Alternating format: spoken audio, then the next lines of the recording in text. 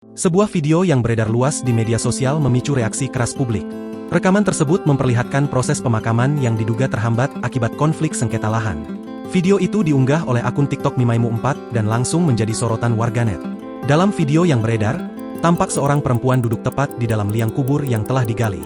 Akibatnya, prosesi pemakaman tidak dapat segera dilaksanakan. Narasi dalam unggahan terdengar bernada kesal. Pengunggah menyayangkan tindakan tersebut karena dinilai tidak menghormati situasi duka. Awalnya, sejumlah warganet menduga penolakan pemakaman berkaitan dengan persoalan utang piutang almarhum. Namun, dugaan tersebut dibantah oleh pemilik akun. Melalui kolom komentar, ia menegaskan bahwa insiden itu murni terkait sengketa tanah sawah. Ia menyebut persoalan tersebut sebelumnya telah diputuskan melalui jalur pengadilan. Menurut penjelasannya, pihak keluarganya dinyatakan menang dalam sidang sengketa lahan.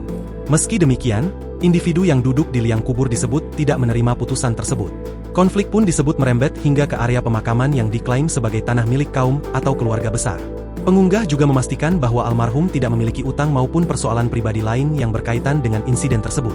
Ia menegaskan, masalah ini semata-mata dipicu ketidakpuasan atas hasil persidangan. Aksi duduk di liang kubur itu langsung memantik kecaman publik. Banyak warganet menilai persoalan harta tidak sepatutnya menghambat prosesi pemakaman. Terlebih, momen tersebut merupakan saat yang sakral bagi keluarga yang tengah berduka. Sejumlah komentar menyuarakan keprihatinan.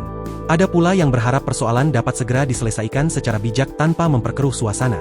Hingga kini, belum ada keterangan resmi terkait lokasi pasti kejadian maupun klarifikasi dari pihak yang bersangkutan. Meski demikian, video tersebut telah ditonton ribuan kali dan terus menuai beragam respons dari masyarakat.